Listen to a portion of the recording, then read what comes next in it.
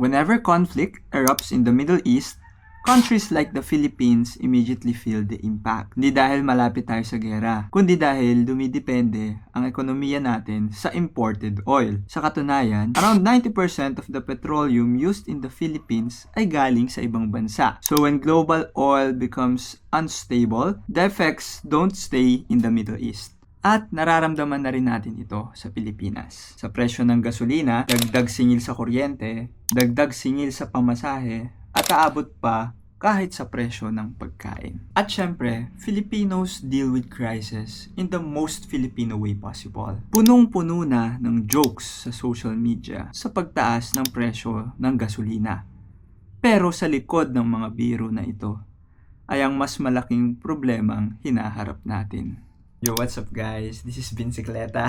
Since I'm an advocate of active mobility and truly nakakabahala na yung nangyayari ngayon sa bansang ito, so I think we should discuss about this. Oil price hike.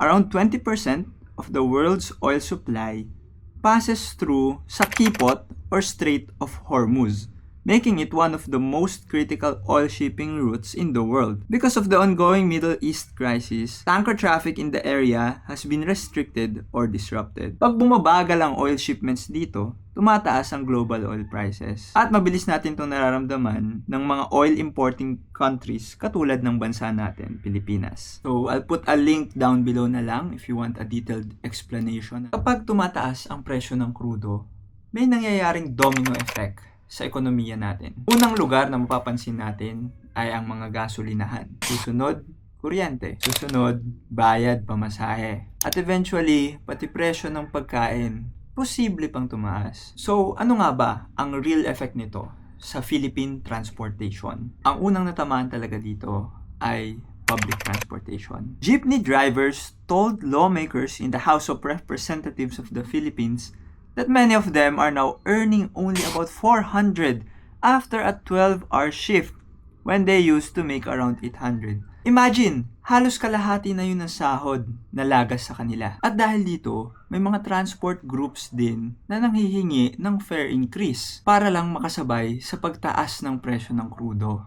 But despite all of that, something interesting happened with the Manila traffic. Just a day after the fuel price increase, traveling along EDSA, the busiest highway in Metro Manila, suddenly became smoother. Mas kaunti na yung mga sasakyan sa kalsada. Yo!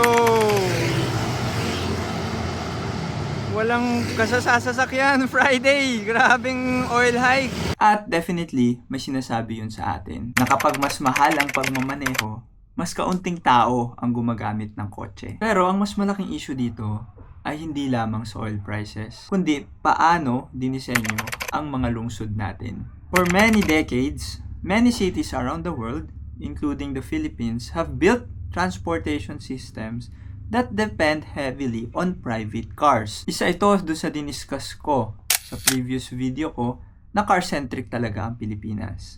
But cities that invest in public transportation are much more resilient when it comes to oil price shock. Halimbawa, a single train can move hundreds of people at once, kumpara sa 100 sasakyan na nasa kalsada. That's hundreds of trips that don't require burning fuel in individual cars. Pero ang problema, hanggang ngayon, di pa rin siya natutugunan ng ating gobyerno. Kaya, public commuting is such a drag, such a hassle. So, ano ba ang solusyon? Magbibisikleta, baby! Yes! Woo! Hindi. Isa lamang itong alternatibo, no? For example, members of the Philippine National Police in Muntinlupa City recently conducted bicycle patrols. Pero tama ba na isipin na ang pagbibisikleta ang solusyon? Again, hindi naman lahat may kakayahan bumili ng bisikleta. Hindi naman lahat ay kayang gumamit ng bisikleta. Hindi naman lahat... Yapa.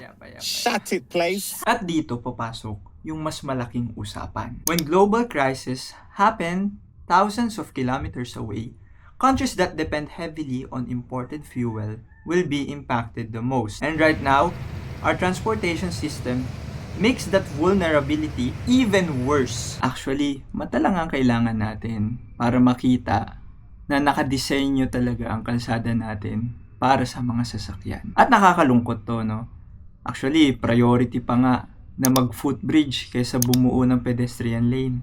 Pero ang kalsada ay pangpubliko at dapat itong gumana para sa lahat. That includes pedestrians, cyclists, buses, and trains. Investing in better public transport, safer cycling infrastructure, and walkable communities gives people real alternatives to driving. At hindi lang nito nababawasan yung traffic.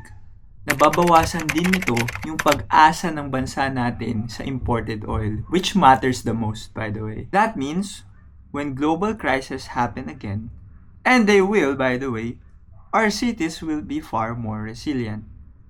That leads us with the solution of a better public transport, better urban planning, and elect leaders who prioritize accessible mobility for everyone. And that's it guys for this video. If you enjoyed it, please like and subscribe. Thank you again pala guys for the 500 subs. Really appreciate it. Yun lang. I just have to yap about this. See ya.